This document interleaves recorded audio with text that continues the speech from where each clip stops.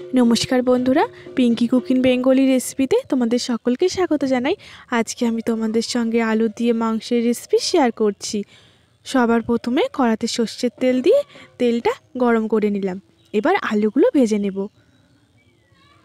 একটা বড় আলুকে 4 টুকরো করে কেটে নিয়েছি।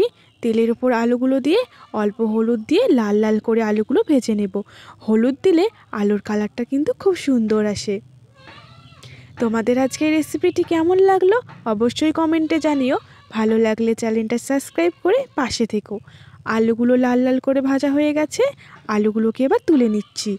ওই তেলের মধ্যে গোটা গরম মশলা ফোড়ন দিয়ে দিলাম, আর শুকনো লঙ্কা অল্প গোটা জিরে ফোড়ন দিয়ে তেলের মধ্যে নেড়ে নিয়েছি। ফোড়নের একটা গন্ধ উঠে এসেছে। এবার আমি অল্প চিনি দিয়ে দিচ্ছি। চিনিটা দিলাম কালারের জন্য। তেলের ওপর চিনি দিলে কিন্তু বন্ধুরা খুব সুন্দর লাল কালার আসে। চিনি দিয়ে চিনিটা ভেজে নিয়েছি।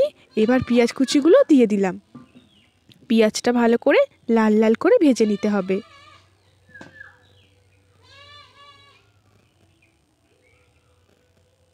পেঁয়াজটা লাল লাল করে ভেজে নিয়েছি, ভাজা হয়ে গেছে পেঁয়াজটা। দেখুন বন্ধুরা, পেঁয়াজটা কিন্তু ভালো মতো ভাজা হয়ে গেছে। এবার এই পেঁয়াজের ওপরেই টমেটো কুচি দিয়ে দেব, তাহলে কিন্তু টমেটোগুলো খুব সুন্দর গলে যাবে। আদা বাটা আর রসুন বাটা দিয়ে দিলাম। তেলের ওপর ভালো করে নেড়ে চেড়ে কষিয়ে নেব, তাহলে কিন্তু আদা রসুনের কাঁচা গন্ধ চলে যাবে। মশলা ভালো করে কষিয়ে নিয়েছি। এবার স্বাদ অনুযায়ী নুন দিয়ে দিলাম, হলুদ গুঁড়ো দিয়ে দিচ্ছি, জিরের গুঁড়ো, ধনের গুঁড়ো, ঝাল লঙ্কার গুঁড়ো দিয়ে দিলাম। মশলা ভালো মতো কষিয়ে নেব।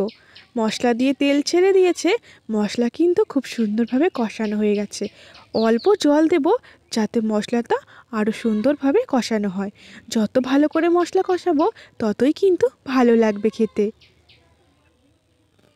অল্প জল দিয়ে ভালো করে মশলাটাকে কষিয়ে নিচ্ছি। মশলা পুরো ভালো মতো কষানো হয়ে গেছে, মশলা দিয়ে তেল ছেড়ে দিয়েছে।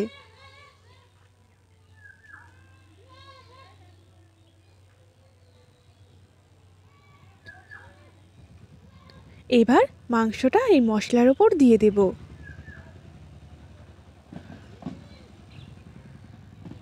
এবার মশলার সঙ্গে মাংসটাকে ভালো করে কষিয়ে নেব।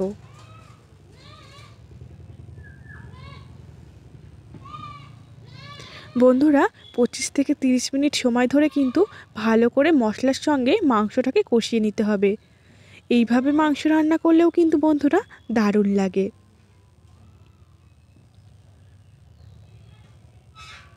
গ্যাসটা মিডিয়াম আঁচ দিয়ে ভালো করে মাংসটাকে কষিয়ে নিচ্ছি। বেশি আঁচ দিলে কিন্তু লেগে যাবে নিচে। মিডিয়াম আঁচ দিয়েছি, মাংসটাও খুব সুন্দরভাবে কষবে আর নিচ দিয়ে কিন্তু লেগেও যাবে না। কিছুক্ষণ কষানোর পর আলুগুলোও দিয়ে দিলাম। মাংসের সঙ্গে আলুগুলোকেও কষিয়ে নেব, তাহলে কিন্তু আলুগুলোর মধ্যে মশলা ঢুকে যাবে আর আলুটা খুব সুন্দরভাবে সেদ্ধ হয়ে যাবে। 25-30 মিনিট সময় ধরে ভালো করে আলু আর মাংসটাকে কষিয়ে নিয়েছি। মাংস আর আলু দুটোই কিন্তু খুব সুন্দরভাবে কষানো হয়ে গেছে আর মাংস কষার গন্ধও বেরিয়ে গেছে। এবার জল দিয়ে দিচ্ছি। যে যেমন ঝোল নামাবে সেই বুঝে জলটা দিয়ে দিতে হবে। জল দিয়ে নেড়ে নিলাম। মাংসর ঝোল কিন্তু টকবগিয়ে ফুটে গেছে। এবার ওপর দিয়ে গরম মশলা ছড়িয়ে নামিয়ে নিলেই কিন্তু মাংসের ঝোলের রেসিপি রেডি। তোমাদের আজকের রেসিপি কেমন লাগলো অবশ্যই কমেন্টে জানিও। ভালো লাগলে চ্যানেলটা সাবস্ক্রাইব করে আমার পাশে থেকো। মাংসর ঝোল রেডি হয়ে গেছে, এবার আমি নামিয়ে নেব।